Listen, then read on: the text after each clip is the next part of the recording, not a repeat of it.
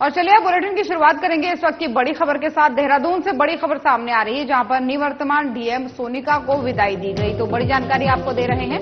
देहरादून से निवर्तमान डीएम सोनिका को कलेक्ट्रेट के अधिकारी और कर्मचारियों द्वारा विदाई दी गई।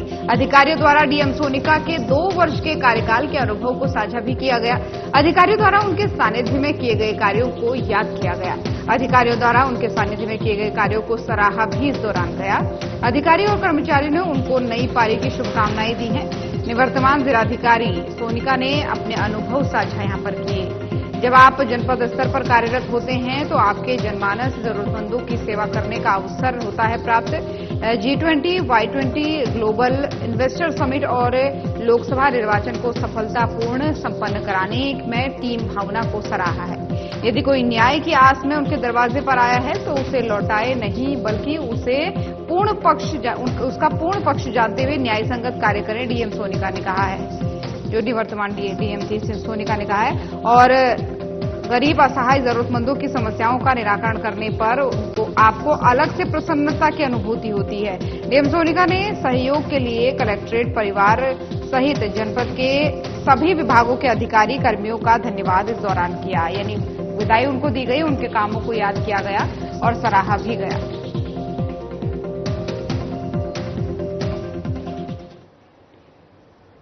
और लगातार हो रही मूसलाधार बारिश के बाद से जहां जनजीवन अस्त व्यस्त हो गया है, तो वहीं कई सड़कें भी क्षतिग्रस्त हो चुकी हैं। लगातार बारिश होने से कई स्थानों पर भूस्खलन का खतरा भी बना हुआ है। विगत दिनों पिक्चर पैलेस बस स्टैंड के पास में पुश्ते का एक बड़ा भाग टूटकर सड़क पर आ गया था, जिससे मार्ग बाधित हो गया। यहां लगातार पत्थर और मलबा गिरने का सिलसिला जारी है, जिससे इसके निकट एक होमस्टे का खतरा भी उत्पन्न हो गया है। पुश्ते का मलबा और पत्थर होमस्टे के ऊपर गिर रहे हैं, जिससे कि इसकी सीढ़ियां क्षतिग्रस्त हो गई हैं और कमरों में भी दरारें आ गई हैं, जिससे होमस्टे स्वामी का रोजगार भी ठप हो गया है। शासन प्रशासन की टीम द्वारा मौके पर मुआयना भी किया गया, लेकिन अब तक होमस्टे आपको बता दें कि अब तक इस मामले में कोई भी मुआवजा जो होमस्टे के स्वामी हैं उनको नहीं मिला है।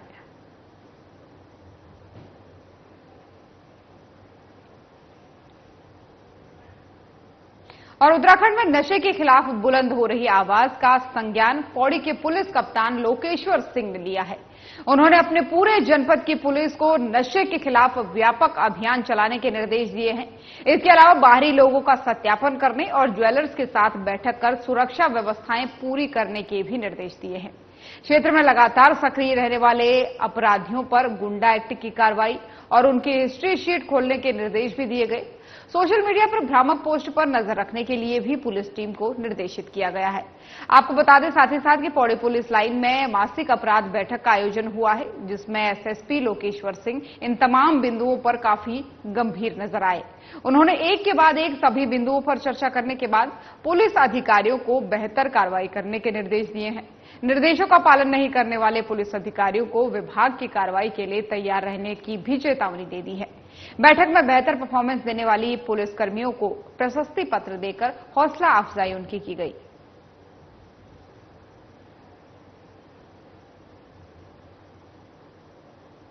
माधोपुर गांव में हुए वसीम प्रकरण मामले में आजाद समाज पार्टी के प्रदेश अध्यक्ष महक सिंह ने ज्वाइंट मजिस्ट्रेट को ज्ञापन सौंपा है। महक सिंह ने आरोपियों के खिलाफ जल्द से जल्द कार्रवाई करने की बात कही है। महक सिंह ने कहा कि हम कोर्ट के माध्यम से अपनी लड़ाई जारी रखेंगे। मामले में दोषियों को सजा दिलाकर वसीम के परिजनों को इंसाफ दिलाकर दम लेंगे। उन्होंने कहा कि पुलिस और राजनीतिक पार्टियों पर किसी तरह का भी विश्वास नहीं रहा है, अब सिर्फ न्यायालय पर भी भरोसा है।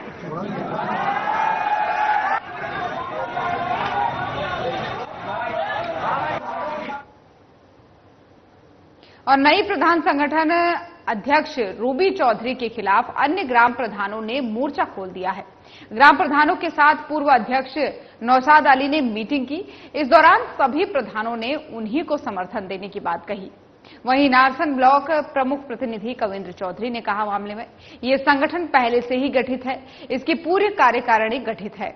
अब यदि कोई अन्य अलग संगठन बना लेता है, इससे उन पर कोई फर्क नहीं पड़ता, न ही इस संगठन का कोई औचित्य है। और वहीं पूर्व संगठन अध्यक्ष नौशाद अली ने यह भी कहा कि उनका संगठन पूरी तरह से सुरक्षित है, जैसा संगठन बना हुआ है वैसे ही चलता रहेगा। अभी आप देख रहे हैं यहाँ लगभग 50 के आसपास प्रधान मौजूद है। वो जो उन्होंने एक संवैधानिक प्रक्रिया अपनाई गई है उनके द्वारा, घर घर जाकर एक मोहर लगवाकर मतलब बीडीओ साहब को उन्होंने दिया ज्ञापन। वो तो एक जस्ट ज्ञापन है और उन्होंने का इशू बना दिया कि हमें अध्यक्ष चुन लिया गया। ऐसा नहीं है। अभी हमारा 4-5 महीने हमारा खुद का कार्यकाल है, क्योंकि 2 साल से पहले तो इसका यही नहीं है कि कोई अविश्वास प्रस्ताव ले आए। और यहां पर रुकेंगे एक छोटे से ब्रेक के लिए, जल्द हाजिर होंगे।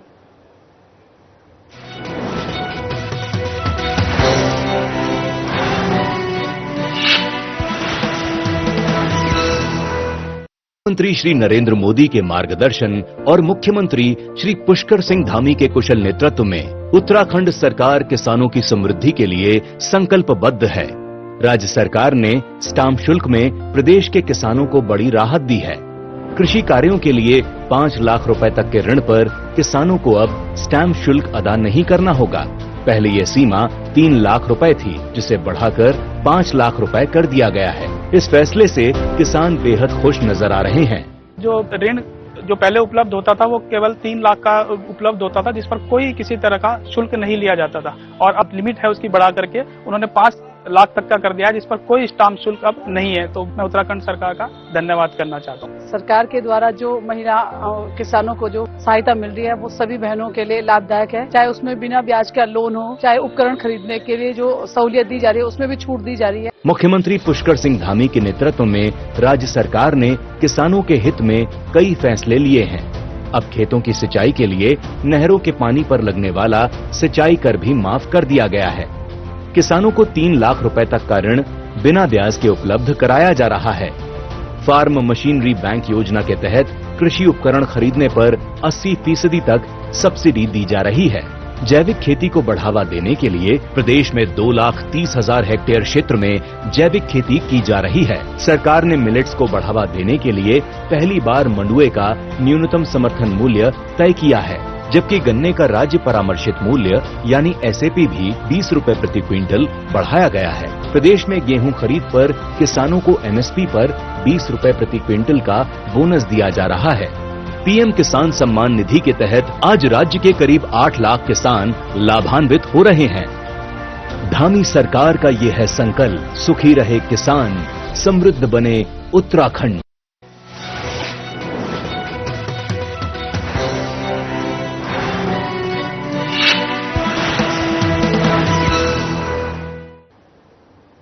और ब्रेक के बाद एक बार फिर से स्वागत है आप सभी का। चलिए खबरों में आगे बढ़ेंगे। Shri Guru Nanak public school railway road में शिक्षक दिवस के अवसर पर इनर व्हील क्लब द्वारा एक भव्य समारोह आयोजित किया गया। क्लब के अध्यक्ष डॉक्टर रितु ने कहा कि शिक्षक समाज की नींव है, उनके समर्पण और मेहनत से ही हम एक सशक्त समाज का निर्माण कर सकते हैं। समारोह में प्रधानाचार्य सोहन सिंह राणा की उपस्थिति में विद्यालय के निम्नलिखित शिक्षकों को उनकी समर्पित सेवाओं के लिए सम्मानित किया गया। इस आयोजन में इनर व्हील क्लब की सदस्य शेफाली ने शिक्षकों को सम्मानित किया और मंगा सिंह ने कहा कि ये समारोह शिक्षकों के प्रति हमारी कृतज्ञता और सम्मान का प्रतीक है। इस समारोह में शिक्षकों के प्रति गहरा सम्मान व्यक्त किया गया है और सभी ने इस प्रेरणादायक आयोजन के लिए इनर व्हील क्लब का आभार व्यक्त किया है। कार्यक्रम की सफलता क्लब के सभी सहयोगियों के सामूहिक प्रयासों का परिणाम रही है।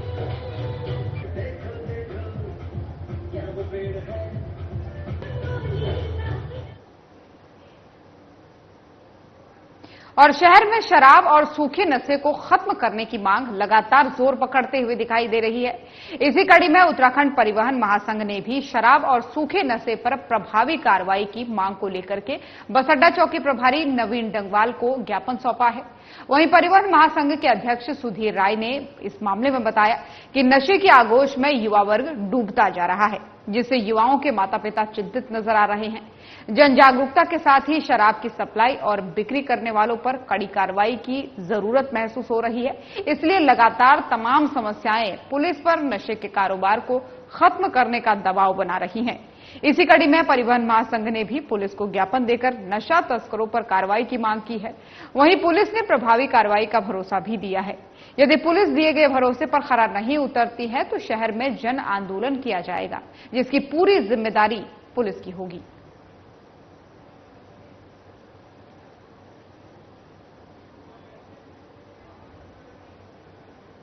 और उधर पिरान कलियर से दुखद समाचार सामने आया है, जहां देर रात्रि मिनी बस और ट्रैक्टर ट्रॉली की भिड़ंत से बड़ा हादसा हो गया। हादसे में एक व्यक्ति की मौके पर ही मौत हो गई, जबकि परिचालक गंभीर रूप से घायल हो गया। सूचना मिलने पर पुलिस ने मौके पर पहुंचकर घायल को अस्पताल पहुंचाया। वहीं मृतक के शव को कब्जे में लेकर रुड़की अस्पताल के मोर्चरी में रखवा दिया गया। आपको बता दें कि इससे पहले भी ओवरलोड वाहन से टकराने से एक युवक की मौत हो गई थी, जिसके बाद आसपास के ग्रामीणों में भय का माहौल बन गया था। इस हादसे को 1 महीने भी नहीं हुआ कि ओवरलोड ट्रैक्टर से एक और व्यक्ति की मौत हो गई, उसे अपनी जान गंवानी पड़ी। अब ऐसे में ग्रामीणों का आरोप है कि कलियर थाना पुलिस ओवरलोड वाहनों पर अंकुश लगाने में नाकाम है।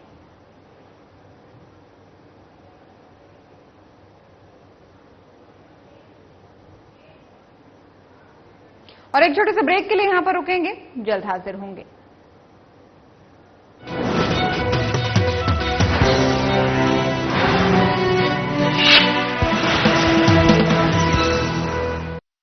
संकल्प है सुशासन का, अंतिम छोर तक समाधान और निराकरण का। अंत्योदय के पथ पर संकल्पित है उत्तराखंड सरकार। देवतुल्य जनता के आशीर्वाद से बढ़ी डबल इंजन सरकार की रफ्तार। प्रधानमंत्री नरेंद्र मोदी के मार्गदर्शन में एक मजबूत प्रदेश के निर्माण हेतु इकोनॉमी, इकोलॉजी, टेक्नोलॉजी, अकाउंटेबिलिटी और सस्टेनेबिलिटी पर जोर दिया जा रहा है। राज्य की जीएसडीपी में 25% की बढ़ोतरी उत्तराखंड की प्रगति को दर्शाता है। अब राजस्व को दोगुना करने की दिशा में तेजी से कार्य हो रहा है। उत्तराखंड के सीमांत जनपदों में तेजी से हो रहा है स्मार्ट विलेज का निर्माण। वोकल फॉर लोकल पर आधारित योजनाएं स्थानीय लोगों के लिए स्वरोजगार के अवसर उपलब्ध कर रही हैं। होम स्टे योजना से ग्रामीण अर्थव्यवस्था को मजबूती मिली है और बने हैं इको टूरिज्म डेस्टिनेशन के नए कीर्तिमान। तकनीकी के क्षेत्र में नए विश्वविद्यालयों की स्थापना, एम्स सैटेलाइट सेंटर और नए कॉलेजों की स्थापना और प्रधानमंत्री कौशल विकास योजना के तहत युवाओं के प्रशिक्षण पर खासा जोर दिया जा रहा है। भ्रष्टाचार की शिकायतों को दर्ज करने के लिए 1064 ऐप, देश का सबसे कठोर नकल विरोधी कानून, अपनी सरकार portal, e cabinet, CM dashboard, CM helpline number 1905 और सेवा का अधिकार उत्तराखंड सरकार की जनता के प्रति जवाबदेही तय करता है। उत्तराखंड सरकार का वचन है सबका साथ, सबका विकास और सबका प्रयास। अब सशक्त उत्तराखंड के निर्माण से बदल रही है तस्वीर, संवर रही है तकदीर।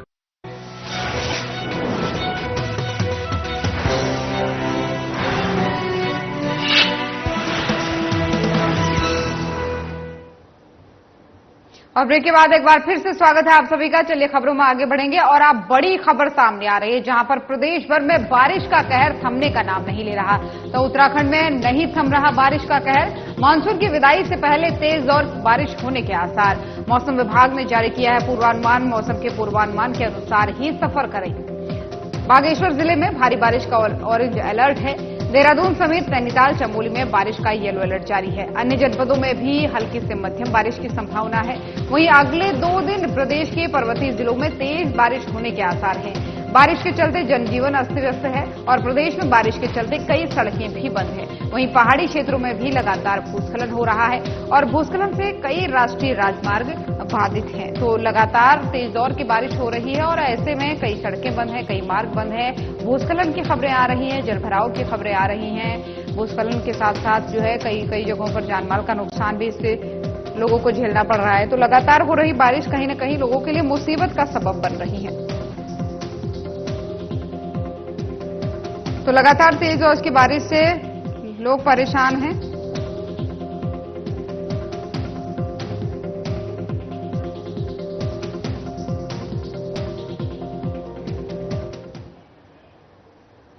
और इसी खबर पर ज्यादा जानकारी के साथ कमल शर्मा ब्यूरो चीफ उत्तराखंड से फोन लाइन पर हमारे साथ जुड़ चुके हैं और साथ ही हमारे संवाददाता ऋषिकेश से दीपक नारंग हमारे साथ जुड़ रहे हैं।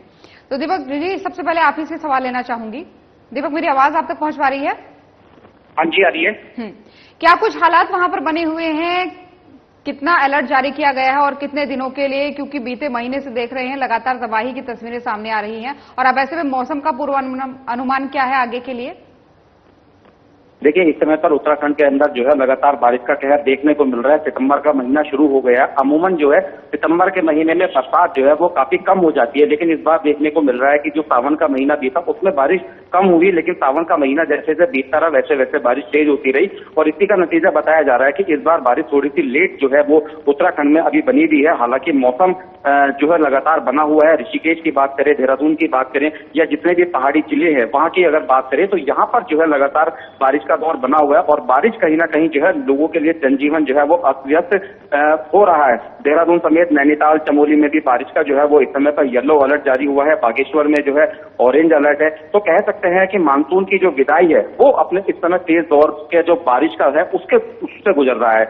यहाँ पर जितने भी प्रशासन है उन्होंने सभी लोगों को अपने एहतियात बरतने के लिए कहा गया है और जितने भी पहाड़ी इलाकों में लोग सफर कर रहे हैं उनको सुरक्षा के साथ जो है सफर करने के लिए कहा है, क्योंकि जगह जगह पर जो है भूस्खलन हो रहा है, कई बार पहाड़ी से मलबा गिर रहा है। तो ऐसे में कहीं ना कहीं सड़क दुर्घटना होने की आशंका बनी रहती है। तो उनके लिए अलर्ट है और जिस प्रकार से मौसम विभाग बार बार अलर्ट जारी कर लोगों को आगाह कर रहा है कि इस समय पर बहुत ही ज्यादा एहतियात बरतने की जरूरत है, क्योंकि जितने भी पहाड़ी इलाकों में बारिश होती है तो वहां का जो पानी होता है वो कहीं ना कहीं जो बरसाती नदियां और गंगा का जलस्तर है उसको बढ़ा देता है और जब ये जलस्तर बढ़ता है तो जो निचले इलाके होते हैं वहां पर इसका सबसे ज्यादा प्रभाव देखने को मिलता है। ऋषिकेश की अगर हम बात करें तो यहाँ पे गंगा का जलस्तर अभी जो है वो चेतावनी रेखा से कुछ सेंटीमीटर नीचे है, लेकिन खतरे की कोई भी बात नहीं है। आसपास की जो बरसाती नदियां उनमें पानी तो है लेकिन उतना नहीं है कि जिससे किसी प्रकार की घबराहट हो। तो लेकिन इसमें सुरक्षा बहुत ज्यादा जरूरी है, एहतियात बरतने की जरूरत है, क्योंकि हमारे यमकेश्वर प्रखंड में जो बीन नदी पड़ती है उसमें पानी अगर हल्का भी होता है तो उसको क्रॉस करना वाहन चालकों के लिए बहुत ज्यादा घातक साबित होता है, क्योंकि वहां पर कई बार अचानक से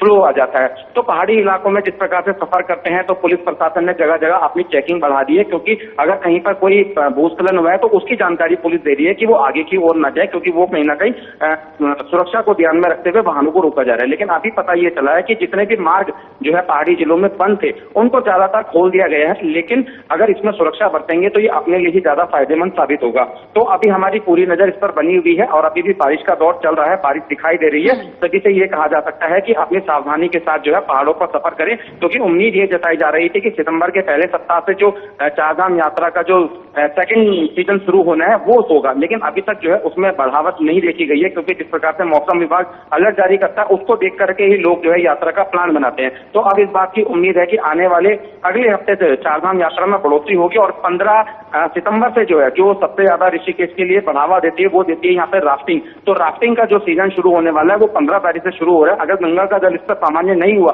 तो ये राफ्टिंग का सीजन जो है लेट भी हो सकता है। अगर इसका सामान्य होगा क्योंकि टेक्निकल टीम ने अभी इसका निरीक्षण करना शुरू कर दिया है और गंगा का जलस्तर अभी सामान्य नहीं पाया जा रहा, क्योंकि चेतावनी रेखा से कुछ सेंटीमीटर नीचे है। अगर ये बढ़ता है तो ये कहीं ना कहीं राफ्टिंग पे और ज्यादा ब्रेक लगा सकता है और इससे जो साहसिक पर्यटन के लिए जो यहाँ पे आते हैं शौकीन दिल्ली से, हरियाणा से, तो उन लोगों की जो है शौक पे अभी ब्रेक लगेगा। आप इस पर पूरी नजर बनी हुई, जो भी इसमें अपडेट्स आएंगे हम अपने दर्शकों को जरूर बताएंगे। और ये सिर्फ उन पर ही ब्रेक नहीं लगेगा, जो लोग इस पर निर्भर होते हैं, पर्यटन जो इनका व्यवसाय होता है, जिनको इनसे आमदनी होती है, उनको भी प्रभावित करता है। खैर, आप बने रहिए और कमल जी भी हमारे साथ लगातार जुड़े हुए हैं।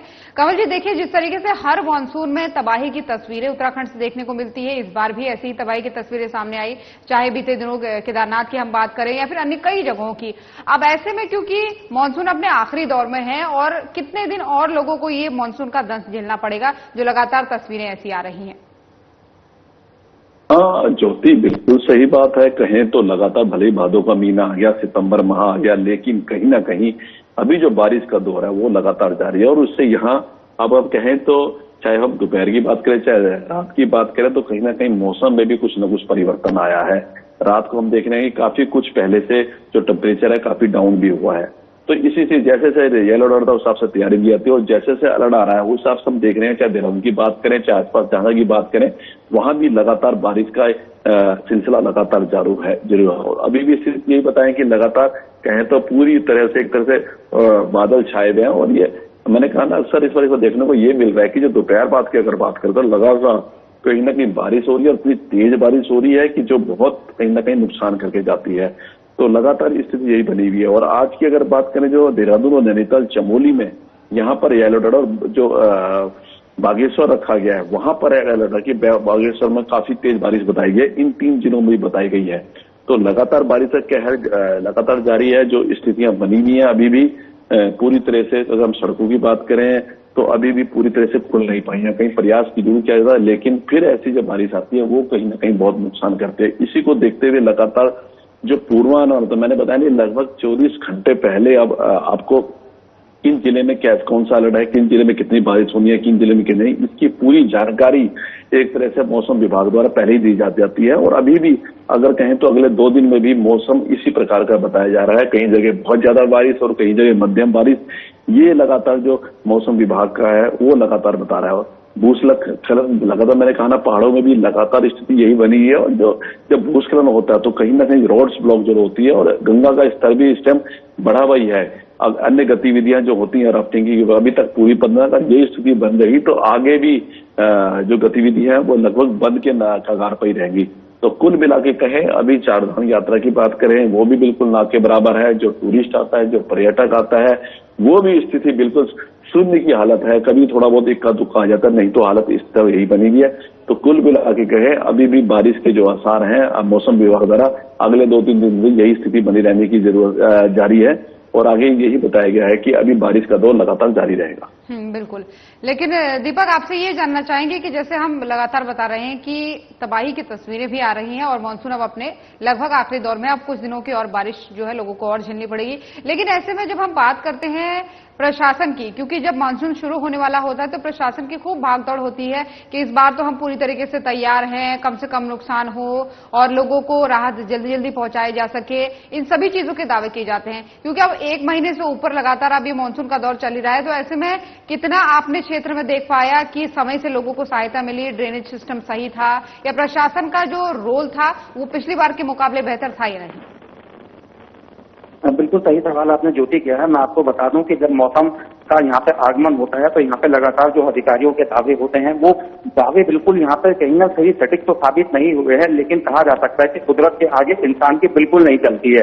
कब कहाँ कितनी बारिश होगी और किस रूप में होगी इसका अंदाजा मौसम विभाग भले ही पहले से बता देता है, लेकिन सटीक जानकारी बिल्कुल लगा पाना बहुत मुश्किल होता है। हालांकि जितना भी प्रशासन ने अपनी तैयारियां की थी उसके अनुसार उसने कार्रवाई करने का प्रयास पूरा किया है, लेकिन फिर भी कई इलाके ऐसे हैं जहां तक प्रशासन जो है, जब कभी कहीं बादल फटा है, गंगा का जलस्तर बढ़ा है या बरसाती नदियां उफान पर आई है और वहां पर जो फंसते हैं लोग, उनको जो है जो मदद पहुंचानी है उसमें काफी लेट देखने को मिली है। तो इसमें तो कहा जा सकता है कि प्रशासन की दावों में और हकीकत में तो कहीं ना कहीं फर्क दिखता है, लेकिन सरकार की ओर से इसके अंदर लगातार अधिकारियों को निर्देश दिए गए थे कि किसी भी प्रकार से लापरवाही ना हो और हर अधिकारी ने अपने तरफ से पूरा प्रयास भी किया है। लेकिन कहीं ना कहीं जो ग्रामीण इलाके हैं वहां से इस बात की शिकायतें जरूर मिलती रहती हैं कि किसी भी प्रकार से यहाँ पे उनके पास मदद नहीं पहुंची है। और जब जनता दरबार लगते हैं या कोई भी यहाँ पे कार्यक्रम होते हैं तो उसमें इस प्रकार की शिकायतें देखने को मिलती है। अगर हम बात करें आसपास का जो ग्रामीण इलाका है जनपद देहरादून का, तो वहां पर जितनी भी बरसाती नदियां हैं उससे काफी नुकसान हुआ है और लोगों ने उससे नुकसान के जो भरपाई है उसके मुआवजे के लिए मांगे उठानी शुरू की है। बात अगर लापरवाही की करें तो इसमें ज्यादा लापरवाही नहीं मान सकते, क्योंकि मैंने जैसे बताया क्योंकि कुदरत के आगे इंसान की बिल्कुल नहीं चलती, कब कहाँ क्या होगा लेकिन समय तो उसमें लगता है, लेकिन प्रयास इसके अंदर जारी है। अब देखना इस बात के लिए लेखक है कि जिस चीज का नुकसान हुआ है, चाहे वो खेतों खलिहानों में नुकसान हुआ हो, मकानों में नुकसान हुआ हो, चाहे देहरादून के आसपास का हो या पहाड़ी इलाकों में हो, उनको उनका मुआवजा कब मिलता है, किस प्रकार से मिलता है? क्योंकि लोगों का कहना यह है कि अधिकारियों को अभी तक रिपोर्ट बनाने का समय नहीं मिला है कि जहां जहां नुकसान हुआ है कि वो उसकी रिपोर्ट बनाकर शासन को भेजें जिससे जल्द से जल्द उनको मुआवजा मिल सके। अब लोगों की नजरें जो है मानसून जैसे जैसे जा रहा है केवल इस बात पे लगी हुई है कि उनको मुआवजा मिले और वो अपनी भरपाई को, जो नुकसान है उसकी भरपाई को पूरा करके आगे के लिए जो है अपनी जिंदगी को आगे चला सके, क्योंकि इस समय तो जनजीवन जो है बारिश की वजह से अस्त व्यस्त है, काफी जगह नुकसान है। लेकिन फिलहाल अभी ये कहा जा सकता है दीपक कि कुछ दिन और लोगों को इस मानसून के कहर को झेलना पड़ेगा। फिलहाल बहुत धन्यवाद आप दोनों का ज्यादा जानकारी साझा करने के लिए। तो देवभूमि उत्तराखंड की खबरें देख रहे थे आप। बुलेटिन में फिलहाल इतना ही। खबरें लगातार जारी हैं। नमस्कार।